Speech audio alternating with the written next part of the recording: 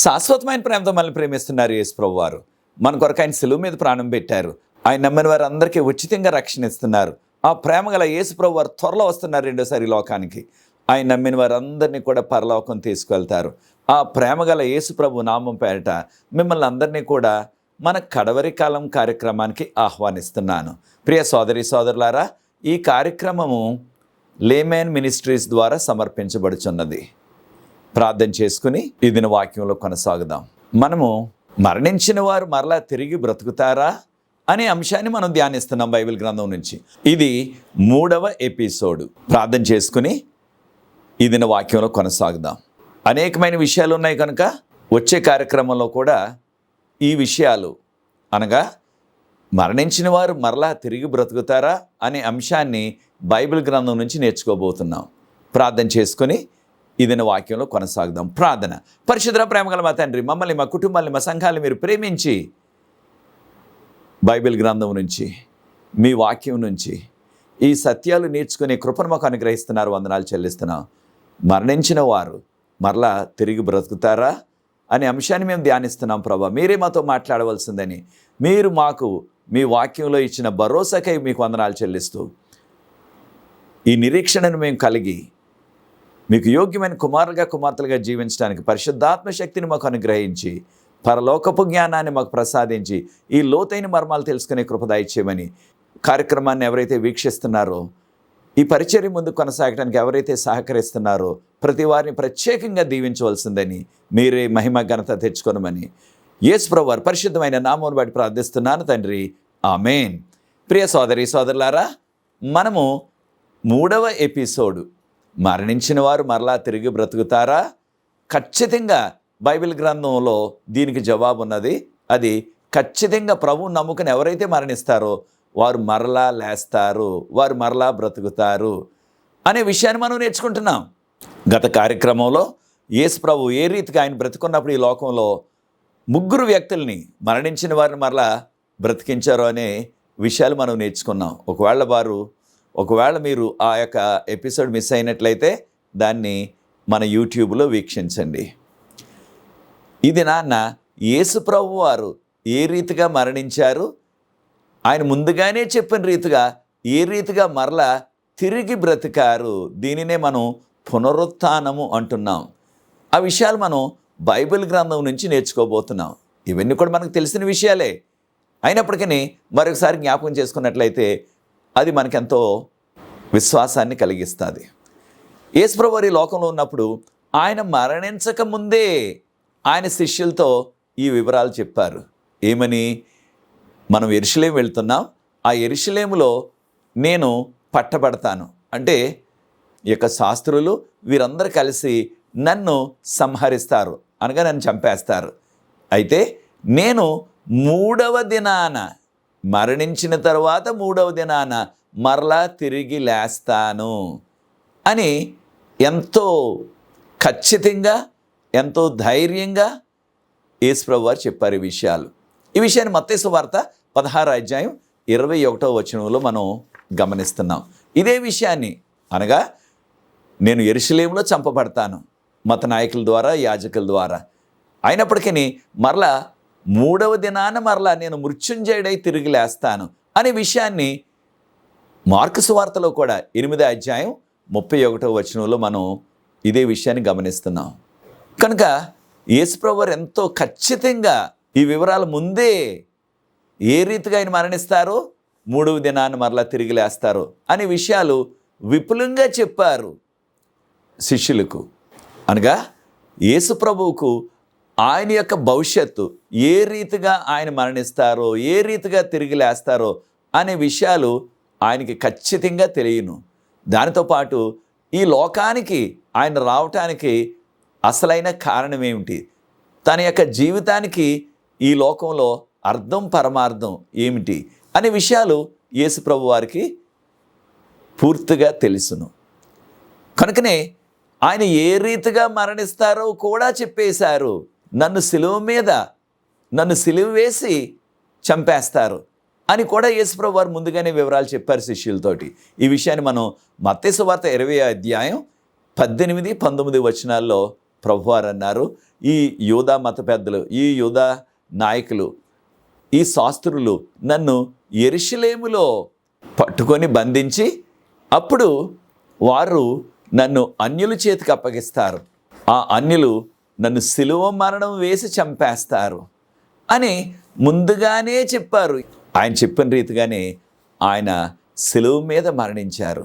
ఎప్పుడు సిలువ వేశారు యేసు ప్రభువును అనగా ఆ వివరాలు కూడా మనకున్నవి. ఆయనను ఆ దినాన్న ఉదయం 9 గంటలకి, మన కాలమాన ప్రకారంగా, మన లెక్కల ప్రకారంగా ఉదయం 9 గంటలకి యేసు ప్రభువును సిలువేశారు. అయితే ఆనాటి రోమా ప్రభుత్వపు లెక్కల ప్రకారంగా దాన్ని వారు 3వ గంట అన్నారు. మనమేమో 9 గంటలు అంటున్నాం, వారు 3వ గంట అంటున్నారు. అనగా వారు లెక్కల ప్రకారంగా ఉదయం అయినప్పుడు అది 1 గంట, అంటే మొదటి గంట, తర్వాత 2వ గంట, 3వ గంట. అంటే మన లెక్కల్లో ఉదయం అయినప్పుడు మనకి 6 గంటలు అయిపోతుంది, 6 గంటలు అంటున్నాం. మన లెక్కల్లో 9 గంటలు, ఆ రోమీయుల లెక్కల ప్రకారంగా, ఆ దినాల ప్రకారంగా అది 3వ గంట. యేసుప్రభువు ఎప్పుడు మరణించారు? మధ్యాహ్నం 3 గంటలకి మన లెక్కల ప్రకారంగా. వారి లెక్కల ప్రకారంగా ఆయన ఆ దినాన్న 9 గంటలకి మరణించారు, 9వ గంట. అనగా యేసుప్రభు సిలువ మీద వేలాడింది ఉదయం 9 నుంచి మధ్యాహ్నం 3 వరకు మన లెక్కల ప్రకారంగా సుమా. అనగా 6 గంటలు మాత్రమే ఆయన సిలువ మీద వేలాడారు. అయితే 6 గంటల్లోనే ఆయన చనిపోయారు. ఈ విషయాన్ని కూడా మనం గుర్తు చేసుకోవాలా. ఈ విషయాన్ని మార్కు సువార్త 15వ అధ్యాయం 25వ వచనంలో మనం చదువుతున్నాం. ఆయన్ని రోమీల లెక్కల ప్రకారంగా 3వ గంట, అంటే 3 గంటలకి ఆయన్ను సిలువేశారు. అది మన లెక్కల ప్రకారంగా 9 గంటలు. అయితే ప్రియ సోదరి సోదరులారా, ఈ విషయాన్ని కూడా మనం గమనించాలా. అదేమిటంటే, ఎవరినైనా సిలువ వేసినట్లయితే ఆ దినాల్లో వారు కనీసం 5 నుంచి 6 రోజుల పాటు ఆ సిలువ మీదే వేలాడుతూ వారు మరణించేవారు. అంటే సిలువ వేసిన వారు ఎవ్వరు కూడా ఒక్క దినంలో మరణించిన దాఖలాలు లేవు చరిత్రలో. కనీసం 5-6 రోజులు. దీన్ని మనం చాలాసార్లు స్లో మరణం అంటున్నాం. అంటే నెమ్మదిగా చనిపోతారు, అంటే వెంటనే చనిపోరు. ఉరి వేశారు అనుకోండి, కొన్ని క్షణాల్లోనే ప్రాణం పోతుంది. లేకపోతే ఆ యొక్క తల నరికేశారనుకోండి, అది కూడా చేసేవారు ఆ రోజుల్లో, వెంటనే ప్రాణం పోతుంది. కానీ సిలువ వేస్తే ఒక్క రోజులో కాదు, కనీసం 5 రోజులైనా వారు సిలువ మీద వేలాడుతూ వేలాడుతూ వేలాడుతూ అప్పుడు చనిపోయేవారు. అంటే ఎంతో వేదనతో కూడిన మరణం. అయితే ఒక్క దినం కూడా సిలువ మీద వేలాడలేదు. ఆయన 6 గంటల్లోనే చనిపోయారు. దేనివలన అనగా ఈ యొక్క లోకపు యొక్క పాపం అంతా కూడా, అనగా మనందరి పాపాలు కూడా ఆదాము నుండి మన కాలం వరకు, అనగా 2వ రాకడ కాలం వరకు జీవించిన ప్రతి మానవుని యొక్క పాపాన్ని ఆయన మీద పెట్టారు. ఎవరు? దేవుడు. కనుకనే యేసుప్రభువు వారు బాప్తిసం తీసుకోవటానికి వచ్చినప్పుడు యోహాను గారు ఏమన్నారు? ఆయన యోర్దాను నదిలోకి వస్తుంటే, ఇదిగో సమస్త లోక పాపములను మోసుకొని పోవు దేవుని గొర్రెపిల్ల అన్నారు. అనగా లోకపు పాపం అంతా కూడా, లోకంలో ఉన్న ప్రతి పాపి యొక్క పాపం ఆయన మీద పెట్టబడ్డది కనుక ఆ యొక్క పాపపు భారంతో ఆయన సిలువ వేసిన 6 గంటల్లోనే చనిపోయారు. అనగా ఆయన చనిపోయినది ఆ సిలువ వేదన కంటే, ఆయన చనిపోయినది మన పాప భారాలను బట్టి ఆయన చనిపోయారు 6 గంటల్లోనే. యోహాను సువార్త 19వ అధ్యాయం 32వ వచనంలో ఈ విషయాలు మనకున్నవి. అవి ఏమిటంటే, ఆ దినాన్న యేసు ప్రభువును సిలువేసిన దినము సిద్ధపాటు దినము. యూదుల యొక్క ఆచార ప్రకారంగా విశ్రాంతి దినాన్న ఎవ్వరూ కూడా సిలువ మీద వేలాడకూడదు. చేసేది దారుణమైన పనులైనప్పటికీ ఎంత పగడబందీగా, ఎంత భక్తిగా చేస్తున్నారో చూడండి. ఎవరు కూడా సిలువ మీద వేలాడకూడదు ఆ విశ్రాంతి దినాన్న, ఆ సబ్బాతు దినాన్న అనేసి ఆ యొక్క సిద్ధపాటు దినం, అనగా వారంలో 6వ దినాన్ని సిద్ధపాటు దినం అంటున్నారు యూదులు, ఆనాడు ఈనాడు కూడా. అనగా 6వ దినం అంతమైపోకముందే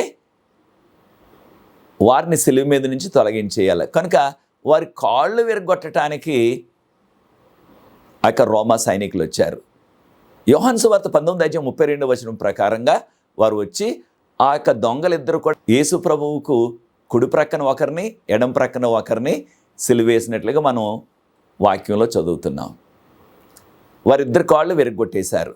యోహాను సువార్త 19:33 ఎప్పుడైతే ఆ రోమా సైనికులు యేసు ప్రభు దగ్గరికి వచ్చారో ఆయన కాళ్ళు కూడా విరగ్గొట్టేద్దామని, అప్పటికి ఆయన చనిపోయారు. కనుక చనిపోతే కాళ్ళు విరగ్గొట్టవలసిన పని లేదు. కారణం ఏంటి? కాళ్ళు విరగ్గొట్టకపోయినట్లయితే వారు నెమ్మదిగా తప్పించుకొని వెళ్ళిపోతారు.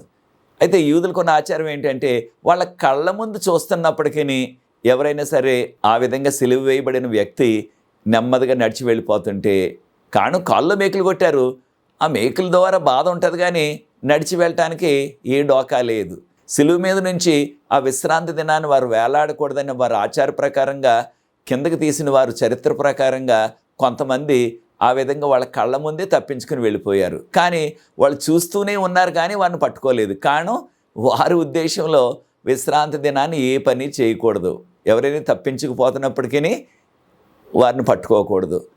కనుక వారు చేసిన నిర్ణయం ఏంటంటే తర్వాత కాలాల్లో ఆ విధంగా సిలువ మీద ఎవరైనా దొంగ వేలాడుతుంటే ఆ యొక్క సిద్ధపాటు దినాన్ని, అనగా వారంలో 6వ దినాన్న, దాన్ని మన భాషలో శుక్రవారం అంటున్నాం, వారు సిలువ మీద వేలాడకుండా వారిని తీసివేసి సిలువ మీద నుంచి వారు కాళ్ళు విరగొట్టేసేవారు. కాళ్ళు విరగొట్టినట్లయితే వారు ఎక్కడికి కూడా తప్పించుకోలేరు. అప్పుడు వారిని మరలా విశ్రాంతి దినం అయిపోయిన తర్వాత, అనగా వారంలో మొదటి రోజు, దాన్నే మన భాషలో ఆదివారం అంటున్నాం. ఇంగ్లీష్లో సండే అంటున్నారు, హిందీలో రవివారం అంటున్నారు. ఆ విధంగా మరలా వారిని తిరిగి మళ్ళీ సిలువ వేసేవారు చనిపోయే వరకు కూడా. కనుక యేసు ప్రభువు 6 గంటల్లోనే చనిపోయారు, సాయంత్రం 3 గంటలకే చనిపోయారు. కనుక ఆయన యొక్క కాళ్ళు విరగొట్టలేదు. దాని ద్వారా ప్రవచనం కూడా నెరవేరింది. యేసు ప్రభు పుట్టకముందే కనీసం 1000 సంవత్సరాలకు ముందుగా చెప్పబడిన ప్రవచనం, ఆయన ఎముకలలో ఒక్కటి కూడా విరగగొట్టబడదు అన్న ప్రవచనం కూడా ఖచ్చితంగా నెరవేరిపోయింది.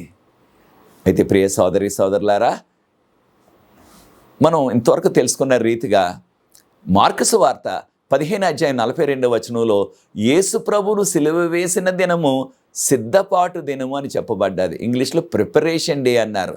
ఆనాటి నుంచి ఈనాడు వరకు కూడా యూదులు సిద్ధపాటు దినం అంటే వారంలో 6వ దినాన్ని వారు సిద్ధపాటు దినం అంటారు. ఇప్పుడు కూడా ఇంగ్లీష్లో ఫ్రైడే అంటున్నాం, మన భాషలో శుక్రవారం అంటున్నాం. కనుక అది సిద్ధపాటు దినం. కనుక యేసు ప్రభు సిలువ వేయబడినది వారంలో 6వ దినాన. ఇది మనం ఖచ్చితంగా గమనించాల. ఈ విషయాన్ని మనం మార్కు సువార్త 15:42 గమనించాం. దేనివలన దీన్ని మనం విపులంగా తెలుసుకోవాలంటే, కొంతమంది విశ్వాసులు ఎంతో వాదోపవాదాన్ని చేస్తున్నారు. ఏమని? యేసు ప్రభు చనిపోయినది శుక్రవారం కాదు, యేసు ప్రభు చనిపోయినది బుధవారం, యేసు ప్రభు చనిపోయినది 5వ దినాన.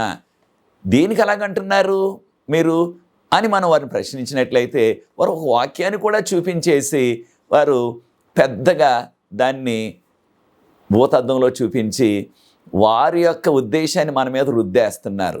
ఏ వాక్యం అది? మత్తయి సువార్త 12:40 యేసు ప్రభు వారు చెప్పారు, ఏ విధంగా యోన 3 రాత్రులు 3 పగలు ఏ రీతిగా చేప కడుపులో ఉన్నాడో, అదే రీతిగా మనిషి కుమారుడు కూడా 3 రాత్రులు 3 పగలు ఆయన భూగర్భంలో ఉంటారు అని చెప్పబడ్డది. అయితే ఒక విషయాన్ని మనం గుర్తించాల. యూదుల ఆచార ప్రకారంగా రోజంతా కూడా ఒకరికి లెక్క పెట్టనవసరం లేదు. రోజులు 1 గంట అయినా సరే ఆ రోజులు వారు గడిపినట్లయితే ఆ రోజంతా కూడా వారికి లెక్క పెట్టేవారు దాన్ని. ఉదాహరణకు మత్తయి సువార్త 20వ అధ్యాయం మొదటి 16 వచనాల్లో ద్రాక్ష తోటలో పని చేయటానికి కొంతమందిని పనికి పిలిచాడు ఆ ద్రాక్ష తోట యజమాని. కొంతమందిని ఉదయమే 6 గంటలకి వెళ్ళారు వాళ్ళు పని చేయటానికి, ఆయన పిలిచాడు. రోజుకి ఆ రోజుల్లో రోజంతా పని చేస్తే 1 దీనారం ఇచ్చేవారు. అయితే ఆఖరిగా కొంతమందిని సాయంత్రం 5 గంటలకి తీసుకొచ్చాడు వారిని పని చేయటానికి. వారు 1 గంటే పని చేశారు, 6 గంటలకి పని అయిపోతుంది. అయితే 1 గంట పని చేసినప్పటికీ వారికి ఆయన పూర్తిగా రోజంతటికి రావాల్సిన కూలి ఇచ్చేశాడు.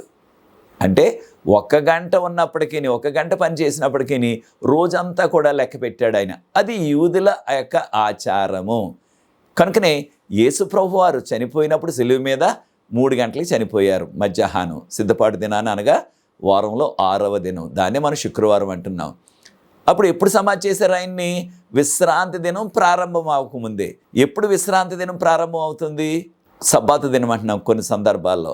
ఎప్పుడు ప్రారంభం అవుతుంది విశ్రాంతి దినం లేక సబ్బాతు దినం? అనగా ఎప్పుడైతే బైబిల్ ప్రకారంగా ప్రొద్దు కృంకుతుందో, ఇంగ్లీష్లో సన్సెట్ అంటున్నాం, ఎప్పుడైతే ప్రొద్దు కృంకుతుందో అప్పుడు క్రొత్త దినం ప్రారంభం అవుతుంది. ఈ విషయాలు మనం ఆదికాండం 1వ అధ్యాయంలో సాయంత్రము ఉదయము కాగా ఒక దినం ఆయను, అనగా ఎప్పుడైనా సరే ఒక దినం అంటే సాయంత్రం వేళ క్రొత్త రోజు ప్రారంభం అవుతుంది. లూకాసు వార్త 23వ అధ్యాయం 54వ వచనంలో యేసు ప్రభు మరణించిన దినం అది సిద్ధపాటు దినం అని ఎంతో విపులంగా చెప్పబడ్డది. అయితే ఇంకా చాలామంది యేసు ప్రభు వారు చనిపోయింది బుధవారం చనిపోయారు, ఆయన కారణం శుక్రవారం కాదు. ఒకవేళ శుక్రవారం చనిపోయినట్లయితే మరి 3 రాత్రులు 3 పగలు అంటే 72 గంటలు, రోజుకి 24 గంటలు, 3 రోజులకి 3 24లు 72 గంటలు అవ్వాలి కదా.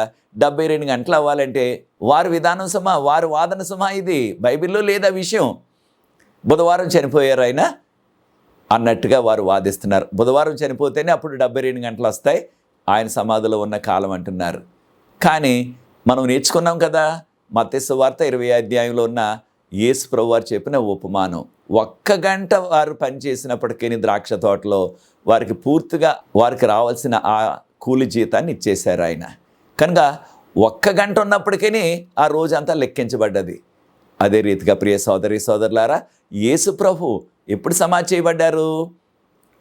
ఆ విశ్రాంతి దినం ఇంకా ప్రారంభం అవ్వకముందే, అనగా ఆ సిద్ధపాటు దినాన్న ఆ శుక్రవారం కనీసం 1 గంట ముందు, కనీసం. కారణం ప్రొద్దుపోయిందంటే, అనగా ఇంగ్లీష్లో సన్సెట్ అయిపోయినట్లయితే, సూర్యుడు అస్తమించినట్లయితే విశ్రాంతి దినం ప్రారంభం అయిపోతుంది. కనుక విశ్రాంతి దినం ప్రారంభం అవ్వకముందే ఆయన సమాధి చేసేశారు. కనీసం 1 గంట ఆయన సమాధిలో ఉన్నారు. ఎప్పుడు? ఆ సిద్ధపాటు దినాన, ఆ శుక్రవారం. కనుక యూదుల ఆచార ప్రకారంగా ఆ రోజంతా కూడా, ఆ శుక్రవారం అనగా ఆ సిద్ధపాటు దినం అంతా కూడా యేసు ప్రభు సమాధిలో ఉన్నట్టుగానే వారు లెక్క పెట్టారు. ఇది యూదుల ఆచారం. కనుక ఆ యూదుల ఆచారాన్ని మనం అర్థం చేసుకోవాలి, మన ప్రాంతాల్లో ఉన్న మన ఆచారాన్ని కాదు. ఇప్పుడు మనకున్న పరిస్థితి ఏమిటి? మధ్యరాత్రి 12 గంటలకి క్రొత్త రోజు ప్రారంభం అవుతుంది, క్రొత్త తారీఖు ప్రారంభం అవుతుంది. మన మొబైల్లో, మన వాచ్ల్లో అప్పుడు క్రొత్త తారీఖు వస్తుంది. కానీ ఆదికాండం 1వ అధ్యాయంలో ఎప్పుడైతే సాయంత్రం ప్రొద్దుపోతుందో అప్పుడు క్రొత్త దినం ప్రారంభం అవుతుంది. ఇది మనము గమనించాలా. కనుక యేసు ప్రభు వారు శుక్రవారం సాయంత్రమే మరణించారు, కనీసం 1 గంటన్న సమాధిలో ఉన్నారు. శనివారం అంతా సమాధిలో ఉన్నారు. ఆదివారం నాడు ఉదయాన్నే ఆయన తిరిగి లేచారు. వారంలో మొదటి దినం. మన భాషలో ఆదివారం అంటున్నాం, దక్షిణ భాషలో రకరకాల పేర్లు ఉన్నవి. అయితే మనకి వారంలో మొదటి దినాన్న యేసు ప్రభు వారు మృత్యుంజయుడు లేచారు. కనుక దీనిని యూదుల యొక్క ఆచార ప్రకారంగా 3 దినాలు అంటున్నారు. దానిని మనం గుర్తించాలా. అయితే మరొక విషయాన్ని కూడా మనం గమనించాలి ప్రియ సోదరి సోదరులారా. కనుక యూదుల ఆచార ప్రకారంగా రోజులో 1 గంట అయినప్పటికీ ఆ రోజంతా లెక్క పెట్టేవారు. యేసు ప్రభుని సమాధి చేసిన తర్వాత యూదా మత నాయకులందరూ కూడా ఆ పొంతు పిలాతు గారి దగ్గరికి వచ్చి, ఆయన గవర్నర్ గారు, అయ్యా ఈ సిలువ వేయబడిన వ్యక్తి బ్రతుకున్నప్పుడు చెప్పాడు 3వ దినాన్ని నేను తిరిగి లేస్తానని. కనుక ఆయన సమాధి చుట్టూ, ఆ సమాధి చుట్టూ మీరు కాపలా పెట్టాలి సైనికులను అన్నారు. ఆయన సరే మీ ఇష్టం వచ్చినట్టు చేసుకోండి, తీసుకువెళ్ళండి, ఎంతమంది సైనికులు కావాలో ఆ సమాధి చుట్టూ కాపలా పెట్టండి అన్నారు. ఎవరు వెళ్ళి అడిగింది? ఈ యూదా మత పెద్దలు, యూదా మత నాయకులు. వారికి జ్ఞాపకం ఉన్నది యేసుప్రభు చెప్పిన మాటలు, నేను 3వ దినాన లేస్తాననే మాటలు. కానీ ఆయన సొంత శిష్యులు, ఆయన నమ్ముకున్న విశ్వాసులు మాత్రం ఆ విషయాన్ని మర్చిపోయి ఆయన చనిపోయారని ఎంతో ఆందోళనతో బింబేలెత్తిపోయారు వారందరూ కూడా. మత్తయి సువార్త 27వ అధ్యాయం 62 నుంచి 66 వరకు ఉన్న వాక్య భాగంలో ఆ యొక్క యోధా మత పెద్దలు నాయకులు వెళ్ళి గవర్నర్ గారిని కోరినట్లుగా, వారు కోరిన రీతిగానే ఆయన సైనికులను పంపించినట్లుగా ఆ సైనికులు వచ్చి సమాధి చుట్టూ కూడా వారు కాపలా ఉన్నారు. అయితే మొదటి దినాన తెల్లవారుజామున జరిగిన అద్భుతమైన సంఘటన, యేసుప్రభువు వారు ముందే చెప్పారు కదా 3వ దినాన తిరిగి లేస్తానని. ఆయన చెప్పిన రీతిగానే ఉదయాన్నే ఇంకా కాస్త తెల్లవారుతుంది. దీన్ని కనుచీకటి అంటాం మన భాషలో. అప్పుడు దేవుని యొక్క దూత ఒక మెరుపు వలె పరలోకం నుంచి దిగి వచ్చారు. వచ్చి ఆ పెద్ద బండ, పెద్ద రాయి పెట్టారు ఆ సమాధి ద్వారం దగ్గర. ఆ దేవదూత ఆ పెద్ద బండ, పెద్ద రాయి, అది మానవులైతే ఎంతోమంది వస్తేనే కానీ దాన్ని కదిలించలేరు, దాన్ని దొరిలించలేరు. దేవదూత సునాయాసంగా ఆ రాయిని ప్రక్కకి నెట్టేశారు. అంటే దేవదూతలకి ఎంత శక్తి ఉన్నదో మనం గమనించాలా. సునాయాసంగా ఏదో చిన్న రాయిని నెట్టేసినట్లుగా నెట్టేసి పక్కకి. అప్పుడు ఆ దేవదూత ఎలా కనిపించారు? తన యొక్క ముఖం ఎంతో ప్రకాశితంతో, దానినే మనం మహిమ అంటున్నాం, తెల్లని వస్త్రాలు వేసుకున్నారు. ఆ సంఘటన చూచిన ఆ రోమా సైనికులు భయంతో ఉణికిపోతూ చచ్చిన వారి వలె పడిపోయారు. అంటే దాదాపుగా స్పృహ కోల్పోయారన్నమాట. అంత పరిస్థితి జరిగింది. కారణం దేవుని యొక్క దూత మహిమ చూడలేక. నిజమే, దేవుని దూత యొక్క మహిమ చూడాలంటే మానవులుగా మనకు సాధ్యం కాదు.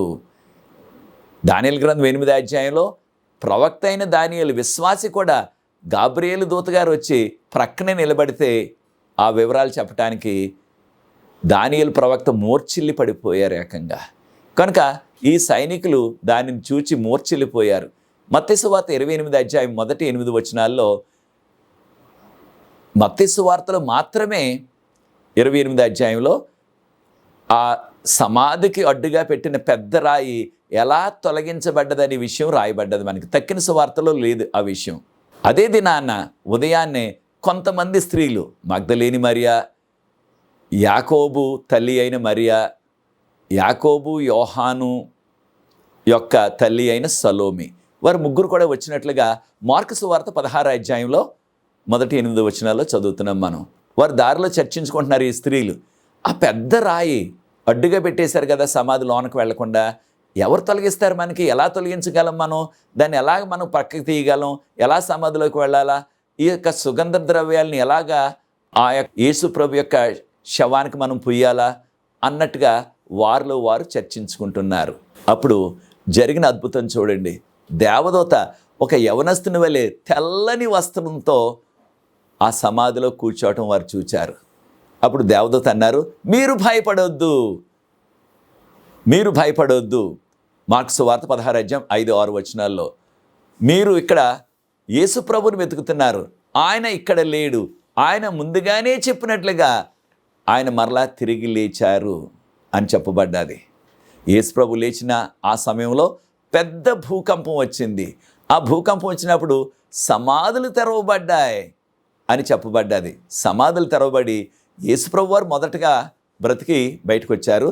ఆయన వచ్చిన వెంటనే అనేక మంది భక్తులు, పాత నిబంధన కాలంలో విశ్వాసులుగా జీవించిన భక్తులు, అనగా దేవుని యొక్క వాక్యపు వెలుగులో, దేవుని యొక్క 10 ఆజ్ఞల వెలుగులో జీవించిన వారు మరణించి కొన్ని వందల సంవత్సరాలు అయిపోయింది. వారిలో అనేక మంది మరల మహిమ శరీరాలతో బ్రతికి వచ్చినట్లుగా మత్తయి సువార్త 27వ అధ్యాయం 52-53 వచనాల్లో మనం గమనిస్తున్నాం.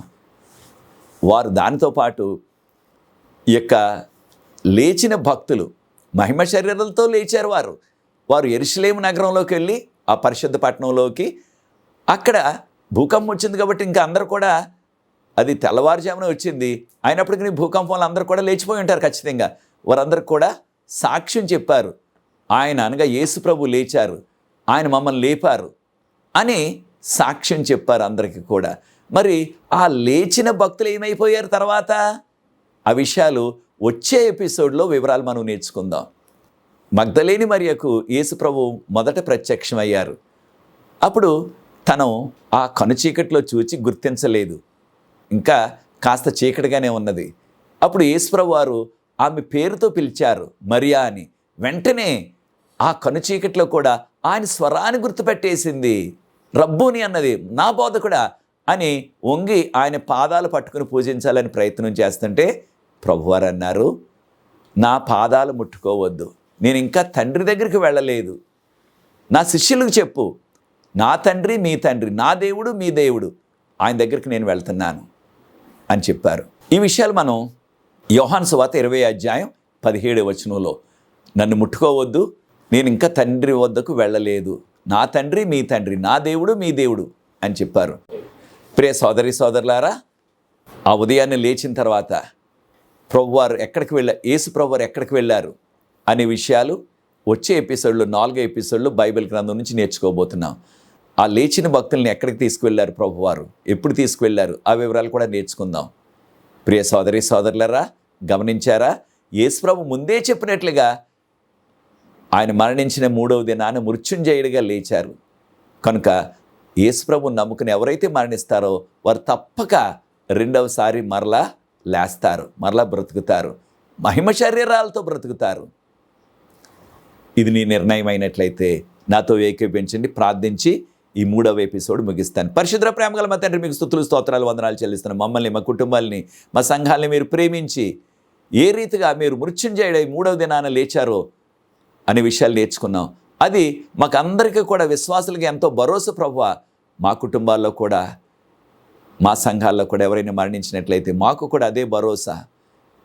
ఆ చనిపోయిన వ్యక్తి మరలా త్వరలో మీ రెండవ రాకడ దినాన మృత్యుంజయుడై బ్రతుకుతాడని, మహిమ శరీరాలతో మరలా వారు లేస్తారని ఆ భరోసా మాకు అనుగ్రహించమని, ఈ పరిచర్య ముందుకు కొనసాగడానికి ఎవరైతే సహకరిస్తున్నారో వారిని ఆశీర్వదించమని, మీ ప్రత్యేకమైన కృపతో మమ్మల్ని నింపమని యేసు ప్రభువు వారి పరిశుద్ధమైన నామమున వాడి ప్రార్థిస్తున్నాను తండ్రి, ఆమేన్. ప్రియ సోదరి సోదరులారా, ప్రభు మిమ్మల్ని ప్రేరేపించినట్లయితే ఈ పరిచర్య ముందు కొనసాగడానికి మీరు కూడా సహకరించండి. ఈ పరిచర్యలో పాలిభాగస్తులు అవ్వండి. God bless you.